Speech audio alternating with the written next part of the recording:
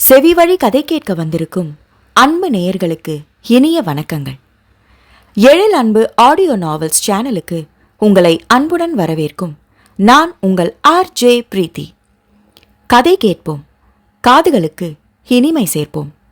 இந்த ஆடியோ நாவல் உங்களுக்கு பிடிச்சிருந்தா லைக் பண்ணுங்க. உங்க கருத்துக்களை கீழே கமெண்ட்ஸ்ல சொல்லுங்க. உங்க நண்பர்களுக்கும் ஷேர் பண்ணுங்க. நம்ம சேனலில் தொடர்ந்து கதைகளை கேட்டு மகிழ சப்ஸ்கிரைப் பண்ணுங்க. கூடவே பெல் பட்டனையும் தட்டிவிடுங்க. இப்ப கதை கேட்கலாம் வாங்க. எழுத்தாளர் எழில் அன்பின் தூரிகையானாய் காரிகையே, அத்தியாயம் 23.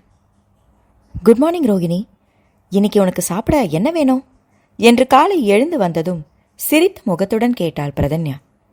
எதுவா இருந்தாலும் எனக்கு ஓகே அண்ணி, நீங்க செய்கிற டிஃபன் ரொம்ப நல்லா இருக்கு. நீங்க என்ன செஞ்சாலும் நான் சாப்பிட்றேன் என்றாள் ரோகிணி. என்ன இது, நீங்க வேலைக்கு கிளம்பலையா? சமையல் செஞ்சு முடிச்சு எப்போ கிளம்புவீங்க? அவர்கள் பேச்சை கேட்டுக்கொண்டே அங்கே வந்த வினோதன் கேட்க, செஞ்சு சாப்பிட்டு கிளம்பலாம் வினோ என்றாள். உங்களுக்கு தான் சிரமம், நான் வேணும்னா இன்னைக்கு ஒரு நாள் கடையில் வாங்கிக்கிட்டு வரட்டுமா? வேண்டாம் வினோ, எனக்கு ஒரு சிரமமும் இல்லை, நான் சீக்கிரம் செஞ்சிடுவேன் என்றவள் இரவு வாங்கி வந்த உருளைக்கிழங்கை வேக வைக்க ஆரம்பித்தாள். அம்மா இன்னைக்கு ஊர்ல இருந்து வந்துட்டா சோறாதான் சாப்பிடணும் என்று சலிப்பாக சொல்லிக் கொண்டாள் ரோகிணி. கவலையை விடு, இனி அப்படி நடக்காம நான் பார்த்துக்கிறேன் என்று சிரிப்புடன் சொன்னாள் பிரதன்யா. அண்ணினா அண்ணிதான் என்று மகிழ்ச்சியில் துள்ளியவள் சட்டென்று அவளின் கன்னத்தில் முத்தமிட்டாள். அவளின் இந்த செய்கையை எதிர்பாராமல் திகைத்தாலும் புன்னகையுடன் அவள் கன்னத்தில் மெலிதாக தட்டிவிட்டு வேலையை தொடர்ந்தாள். தங்கை மனைவிக்கு முத்தமிட்டதை எப்படி எடுத்துக்கொள்வாளோ என்று ஒரு நொடி பதறிய வினோதன் அவள் இயல்பாக எடுத்துக்கொண்டதில் அவனின் முகத்தில் புன்னகை. ஏனோ அந்த நொடி பொழுது மனதிற்கு இதமாக இருந்தது.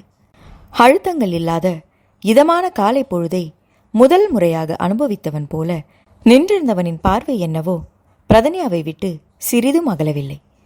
இந்த வீட்டோடு இயல்பாக ஒன்றி போனவள் போல பரபரவென்று அவள் வேலை பார்த்து கொண்டிருக்க, எப்படி இப்படி இவளால் இருக்க முடிகிறது என்று அவனால் நினைக்காமல் இருக்க முடியவில்லை.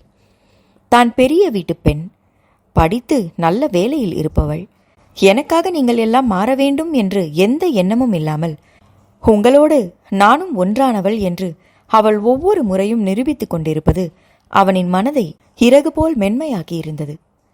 என்னவினோ, பார்வையெல்லாம் பலமா இருக்கு. அவனின் பார்வை தன் மீதே இருப்பதை உணர்ந்து திரும்பி பார்க்காமலேயே கேட்டாள் பிரதன்யா. அது சும்மா, என்ன நினைப்பாளோ என்று தடுமாறினான். சும்மாவா? நான் கூட ஏதோ காரணமா இருக்கும்னு நினைச்சேன். இல்லையா? அவன் புறம் திரும்பி முகம் பார்த்து கேட்டாள். அவளின் கண்களில் குறும்புத்தனம் கூத்தாடியது. காரணமா? அப்படி எதுவும் இல்லையே. இல்லையா? இப்படி ஏமாத்திட்டீங்களே வினோ, முகத்தை பாவமாக வைத்துக்கொண்டு சொன்னாள். ஏமாத்திட்டேனா? என்ன சொல்றீங்க? பதட்டமாக கேட்டான். கூல் வினோ என்றவள் குறும்பு சிரிப்புடன் பார்த்து, நம்ம கொடுக்க வேண்டியதை நம்ம தங்கச்சி கொடுத்துட்டாளேன்னு ஃபீல் பண்ணுறீங்களோன்னு நினச்சேன். ஆனால் அப்படி இல்லைன்னு சொல்லி ஏமாத்திட்டீங்களே என்றவள் கண்களும் சிரித்தன. என்ன என்று பட்டென்று அதிர்ந்துதான் போனான். தான் அவளுக்கு முத்தம் கொடுப்பதா என்று அவன் மனம் திக் என்று அதிர்ந்தது. அவள் அருகில் நிற்கவே யோசிப்பவன் முத்தம் பற்றியெல்லாம் யோசிக்கவா போகிறான்? ஒய்ஃப் வினோ, நான் உங்கள் ஒய்ஃபு. உங்கள் நினப்பு அப்படி இருந்தால் ஒரு தப்பும் இல்லை. அதுக்கு எதுக்கு இவ்வளோ ஷாக்கு என்று சிரிப்புடன் கேட்டாள். அவளுக்கு என்ன பதில் சொல்வது என்று அறியாமல் அப்படியே நின்றவன் சட்டென்று அவ்விடத்தை விட்டு அகன்று விட்டான். அவன் ஓட்டத்தை பார்த்து அவளுக்கு சிரிப்புதான் வந்தது. அதே நேரம் மனதின் ஓரம் சிறு வருத்தமும் இருந்தது.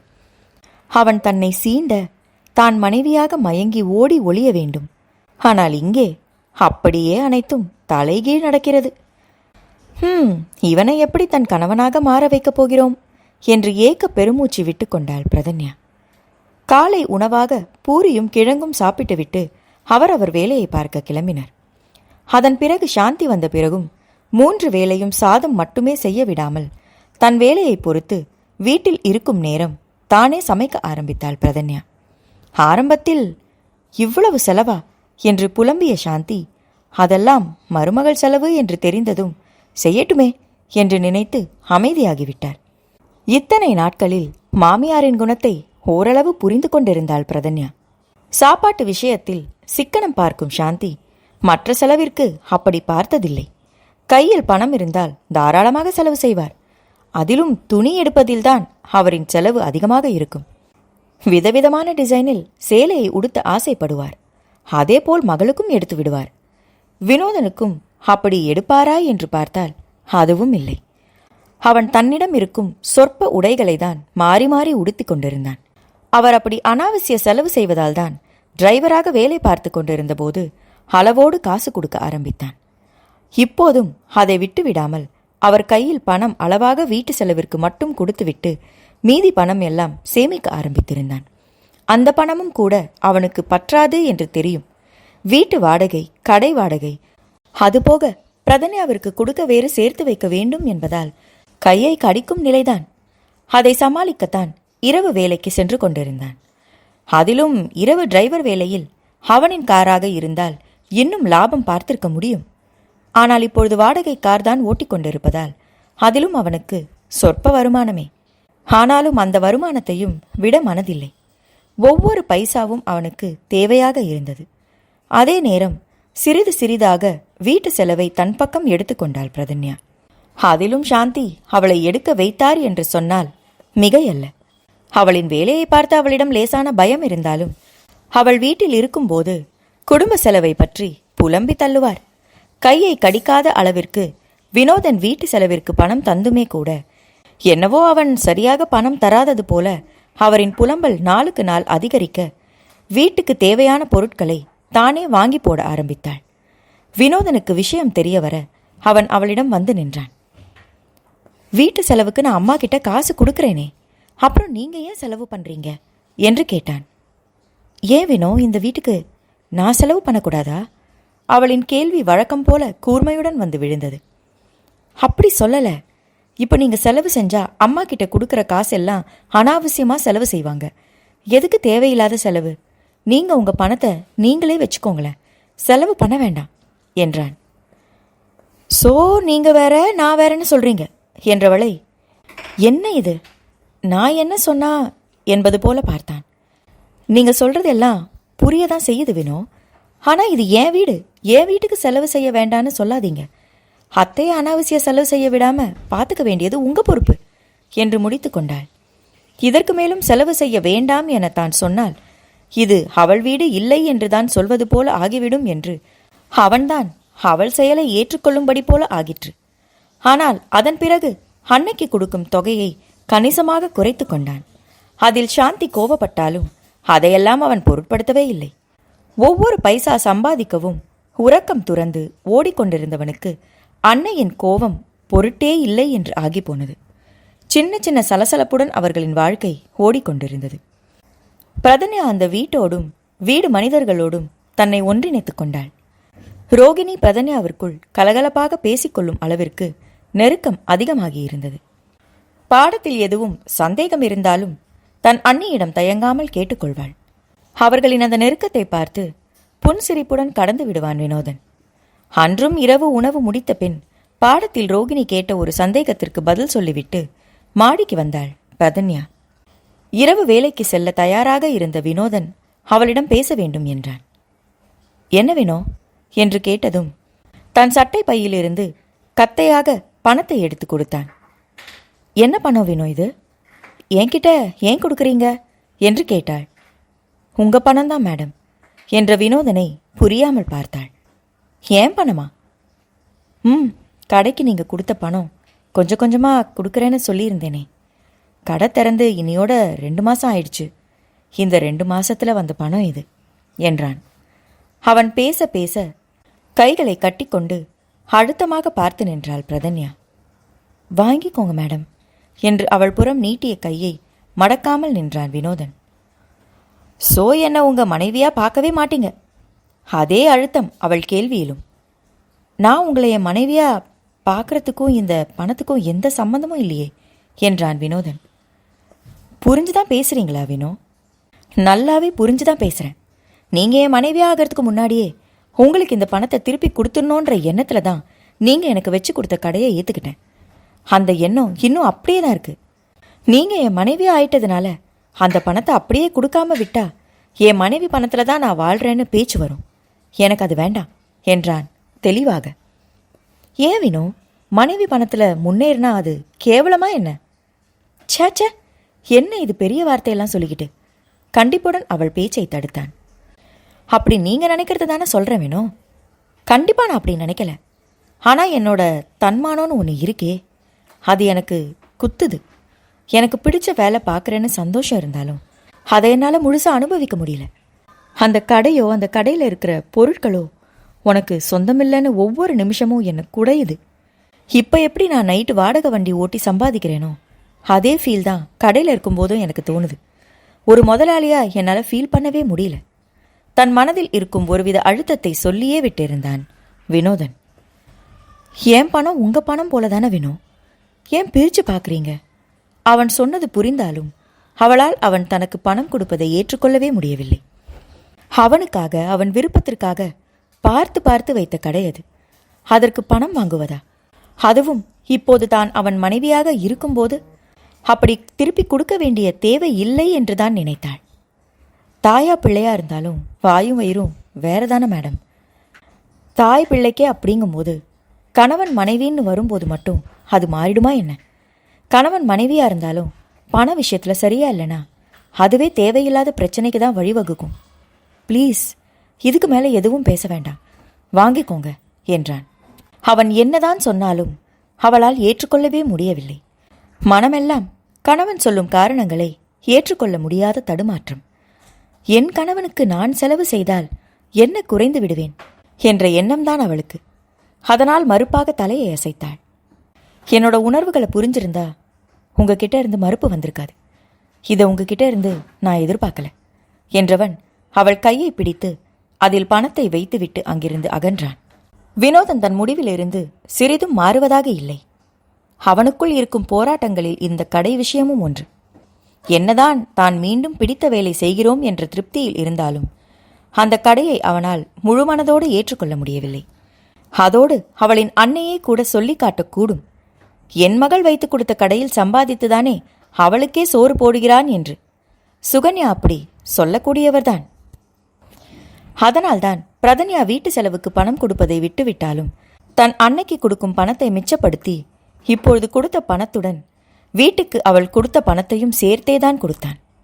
அதை புரிந்து கொள்ள முடியாத அளவு பிரதன்யா முட்டாள் அல்லவே. அதனால்தான் அவனிடம் மறுத்தாள். ஆனால் அதை கேட்க வினோதன் தான் தயாராக இருக்கவில்லை. தான் ஏழைதான், பணத்திற்கு ஓடுபவன்தான். ஆனால் தன் தன்மானத்தை விற்றுதான் வாழ வேண்டும் என்ற எண்ணம் தனக்கில்லை. அவனின் இந்த எண்ணம் எல்லாம் அவளுக்கு புரியதான் செய்தது. ஆனால் அவள் தங்கள் உறவை மட்டும் முன்னிறுத்த நினைத்தாள். இப்போதே தள்ளித்தான் நிற்கிறான். இன்னும் இப்படி பிரித்து பார்த்து பணம் கொடுக்கல் வாங்கல் என்று இருந்தால் இன்னும் தங்களுக்கு விலகல் வருமோ என்று பயம் அவளுக்கு. தன் பயம் அவனுக்கு புரியவே இல்லை என்ற வருத்தம்தான் அவளுக்கு வந்தது. அவள் என்ன நினைத்தாலும் என்ன மறுத்தாலும் வினோதன் சிறிதும் மாறவில்லை. அவன் பணம் கொடுப்பது பிடிக்காமல் கடைக்கு எவ்வளவு செலவு செய்தாள் என்று சொல்ல மறுத்துவிட்டாள். ஆனாலும் சொல்லவே வேண்டாம், நான் கொடுக்க வேண்டியதை கொடுத்தே தீருவேன் என்பது போல மாதா மாதம் பணம் கொடுப்பதை மட்டும் வினோதன் நிறுத்தவே இல்லை. இப்படி நாட்கள் சென்று கொண்டிருந்த போது அவன் பிரதன்யா இரவு வேலைக்கு சென்றிருந்த நிலையில் அவளிடமிருந்து வினோதனுக்கு அலைபேசி அழைப்பு வந்தது. அப்போது ஏர்போர்ட் சவாரிக்கு சென்றுவிட்டு திரும்பி வந்து கொண்டிருந்தான் வினோதன். வேலை நேரத்தில் அவள் எப்பொழுதும் அப்படி அழைப்பதே இல்லை. என்றும் இல்லாமல் இன்று அழைக்க என்னவோ என்று காரை ஓரம் கட்டி நின்று வேகமாக அழைப்பை ஏற்றான். ஹலோ என்று அவன் சொல்லும் போதே, ஹலோ, எஸ்ஐ பிரதன்யா மேடம் ஹஸ்பண்டுங்களா என்று அந்த பக்கமிருந்து வேறு யாரோ ஒரு பெண்மணி பேச, மனைவி போனில் இருந்து வேறு ஒருவர் ஏன் பேசுகிறார் என்று ஒரு நொடி பதறிப்போனான். ஆமா, நீங்க யாரு? அவங்க போன் உங்ககிட்ட எப்படி என்று தன் பதட்டத்தை காட்டிக்கொள்ளாமல் கேட்டான். சார், நான் கான்ஸ்டபிள் மீரா பேசுகிறேன். இன்னைக்கு நைட்டு ரோந்து போகும்போது ஒரு சின்ன பிரச்சனை. அதில் எஸ்ஐ மேடத்துக்கு சின்ன அடி. என்ன அடியா? வேகமாக திகைப்புடன் கேட்டான். பெருசா இல்லை சார், மேடம் நல்லா இருக்காங்க, ஆனால் கொஞ்சம் மயக்கமாக இருக்காங்க. என்ன சொல்கிறீங்க? ஒன்றும் இல்லை, ஆனால் மயக்கமாக இருக்காங்கன்னா என்ன அர்த்தம்? சற்று அதட்டலாகவே கேட்டான். அவனின் பதட்டம் அவனை அவ்வாறு பேச வைத்தது. பயப்படும்படியா இல்லைன்னு சொல்கிறேன் சார். நீங்கள் கொஞ்சம் இங்கே வர முடியுமா என்றார் மரியாதையாகவே. எங்கே இருக்காங்கன்னு சொல்லுங்க, உடனே வரேன் என்று கேட்டதும் தாங்கள் இருக்கும் அரசு மருத்துவமனையை அவர் சொல்ல உடனே அங்கே விரைந்தான் வினோதன். அத்தியாயம் 24. எவ்வளவு விரைவாக வர முடியுமோ அவ்வளவு விரைந்து அந்த அரசு மருத்துவமனைக்கு வந்து சேர்ந்தான் வினோதன். ரிசப்ஷனில் விசாரித்து மனைவி இருக்கும் இடத்தை நோக்கி விரைந்தவனின் கால்களை விட இதயம் வெளியே குதித்து ஓடிவிடும் போல அதிவேகமாக துடித்தது. பிரதன்யா இருந்த அறைக்கு வெளியே ஒரு கான்ஸ்டபிள் நின்று கொண்டிருக்க, பிரதன்யா எங்க? அவரிடம் மூச்சு வாங்க விசாரித்தான். மேடம் உள்ளதா இருக்காங்க சார், உள்ளே போங்க என்றதும் உள்ளே விரைந்தான். உள்ளே கட்டிலில் கண்களை மூடி சோர்வுடன் படுத்திருந்தவள் அருகில் ஓடியவன் அவளை ஆராய்ந்தான். காக்கி உடையில் இல்லாமல் மருத்துவமனை உடையில் இருந்தாள். இடுப்பு வரை போர்வை மூடியிருக்க இடைக்கு மேல் எந்த இடத்திலும் காயம் தெரியவில்லை. அடிபட்டது என்று சொன்னார்களே, எங்கே என்று புரியாமல் மனைவியை ஆராய்ந்துவிட்டு வாடிப்போய் படுத்திருந்தவளின் நெற்றியை மென்மையாக நீவினான். பட்டென்று கண்களை திறந்து பார்த்தாள் பிரதன்யா. வந்துட்டீங்களா வினோ என்று சோர்வுடன் கேட்டவளின் இதழ் புன்னகை அவள் கண்களை எட்டவில்லை. அவளின் நெற்றி வலியுடன் சுருங்கி விரிய, எங்க அடிபட்டிருக்கு என்று தெரியாமல் தவித்து போனான்.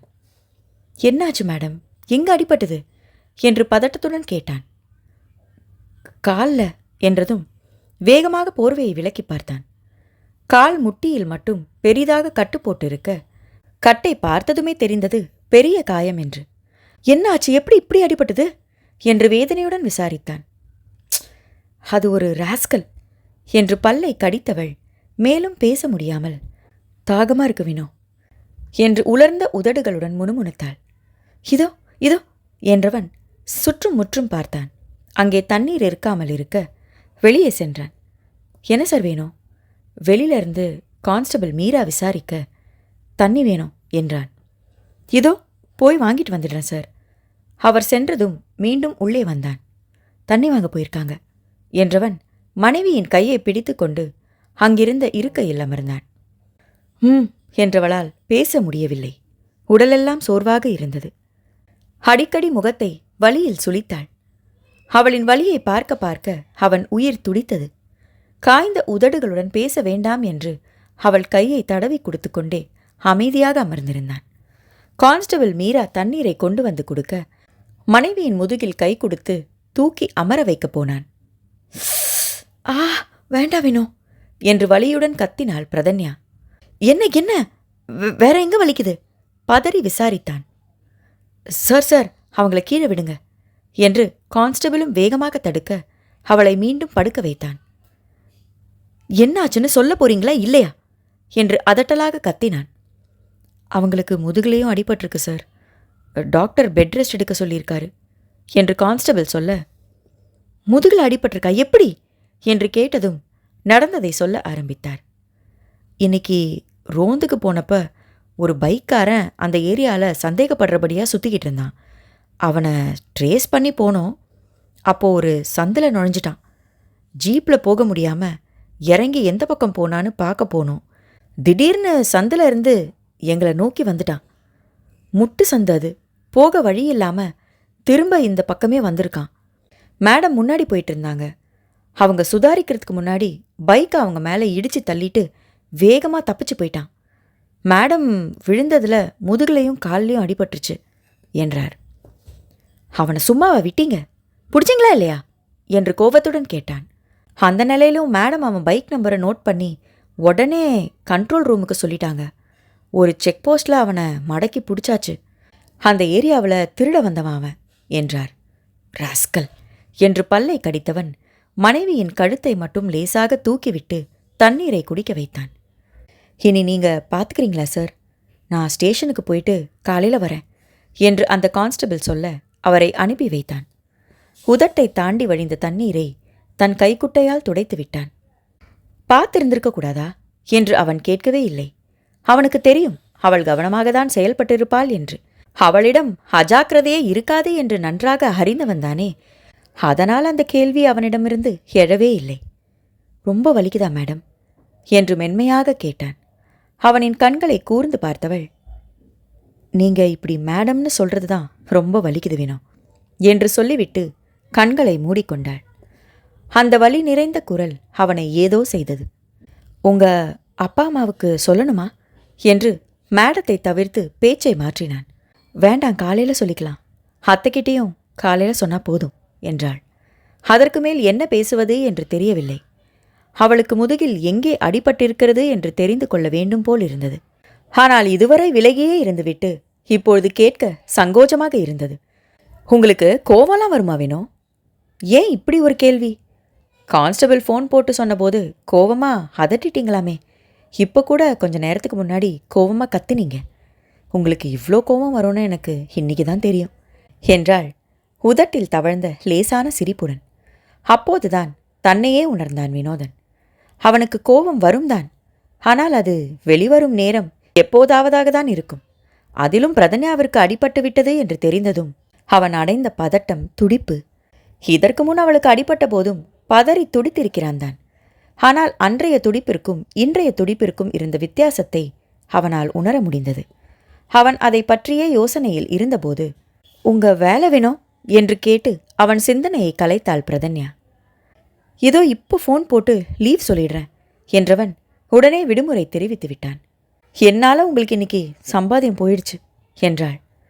உங்களுக்கு தேவைப்படும் போது அருகில் இல்லாமல் நான் சம்பாதிச்சு என்ன செய்ய போகிறேன் என்று கேட்டவனை கூர்ந்து பார்த்தாள். என்ன அப்படி பார்க்குறீங்க என்றவனுக்கு அவள் எந்த பதிலும் சொல்லவில்லை.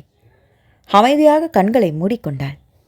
அதன் பிறகு கனவிடம் பிரதன்யா பேசவே இல்லை. அப்போது மட்டுமில்லை, மறுநாள் தூங்கி எழுந்த பிறகும் பேசவே இல்லை. அவள் எழுவதற்கு முன் இரு வீட்டிற்கும் தகவல் தெரிவித்திருந்தான் வினோதன். ஏண்டி சும்மா சும்மா அடிபட்டு இப்படி ஹாஸ்பிட்டலில் படுத்து கிடக்கவே நீ வேலைக்கு போறியா என்ன என்று வரும்போதே மகளை கடிந்து கொண்டே வந்தார் சுகன்யா. மா என்று மகள் சலித்து கொள்ள, அவளுக்கு எப்படி இருக்குன்னு என்னன்னு விசாரிக்காம வந்ததும் அனாவசியமா பேசாத சுகன் என்று மனைவியை கடிந்து கொண்டார் ரவிச்சந்திரன். ஆமா, என் வாயை அடக்குங்க என்று சலித்து கொண்டாலும் மகளின் உடல்நிலையை விசாரித்தார் சுகன்யா. நைட்டே என்கிட்ட சொல்ல வேண்டியது தானே, ஆற அமர காலையில் சொல்றீங்க. கல்யாணம் ஆயிட்டா பெத்தவங்க இல்லைன்னு ஆயிடுமா என்ன என்று வினோதனை ஜாடையாக பேச ஆரம்பித்தார். அவன் பேச பிடிக்காதவன் போல அமைதியாக நிற்க, ஆமா நான் தான் காலையில் சொல்லிக்கலான்னு சொன்னேன். இல்லைன்னா என்னை தூங்க விடாம இப்போ திட்ட நைட்டு ஃபுல்லாக திட்டி இருப்பீங்க.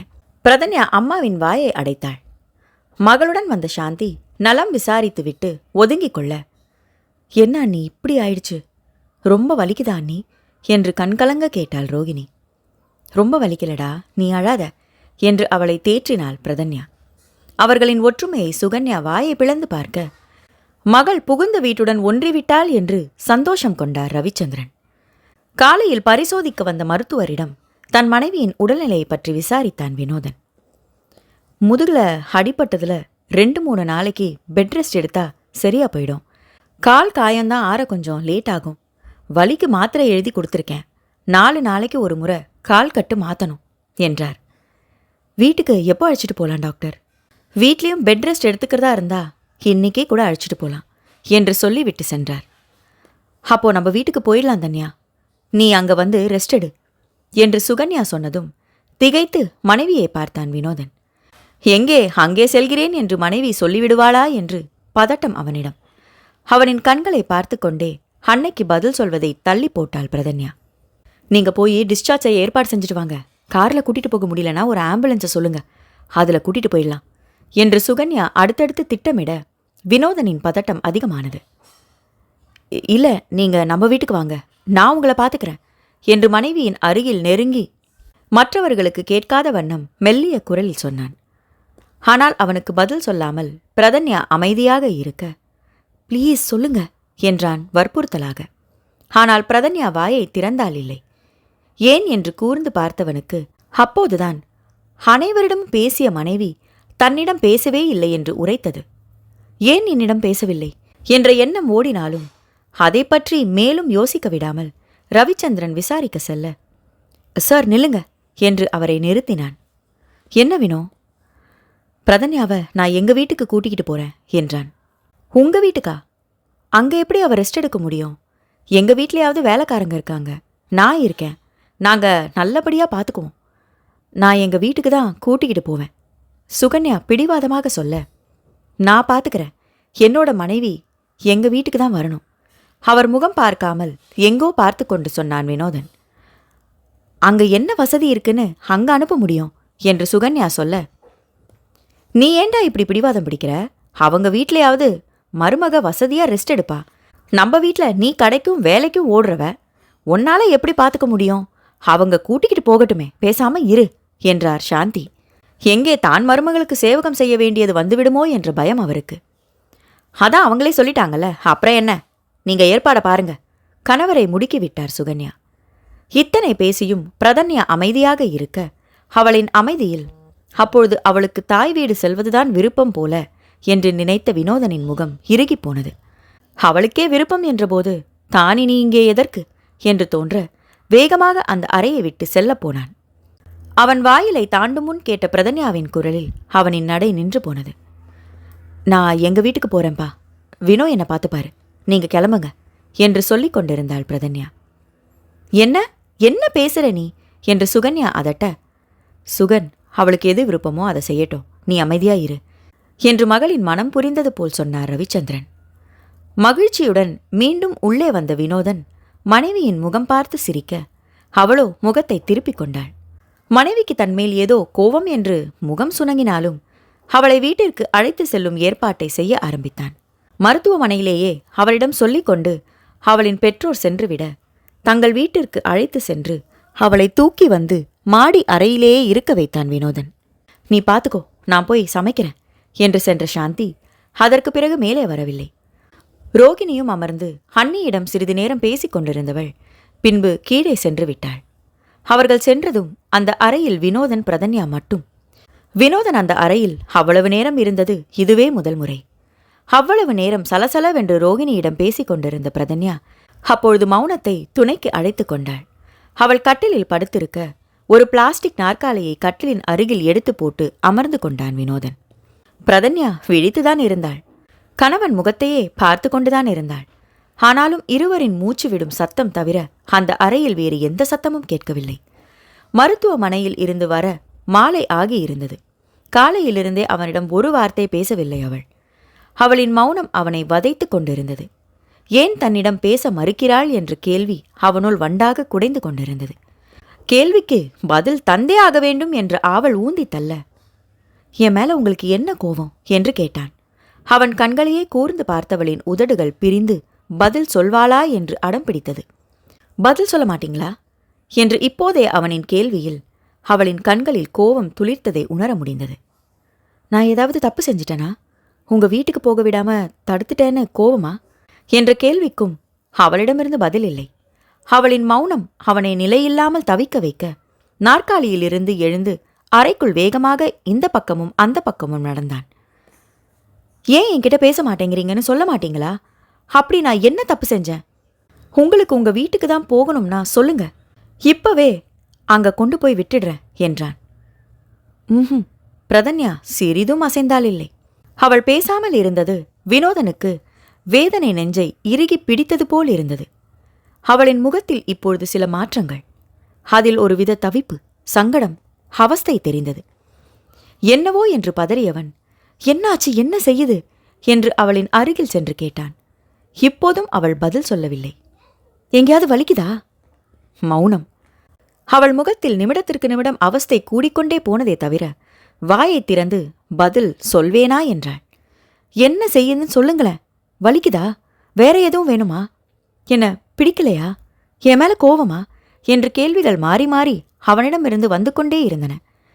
பேசவே மறந்து போனவள் போல அவள் அவனை தவிக்க வைத்து அவளும் எதற்கோ தவித்து கொண்டிருந்தாள். அவளின் தவிப்பையும் அவஸ்தையும் பார்த்து அவனின் உயிர் துடித்து போனது. ஐயோ சொல்லுங்களேன், உங்களுக்கு என்ன செய்யுது? கோவமும் தவிப்புமாக கேட்டு பார்த்து விட்டான். மௌனமே பதிலானாள் பிரதன்யா.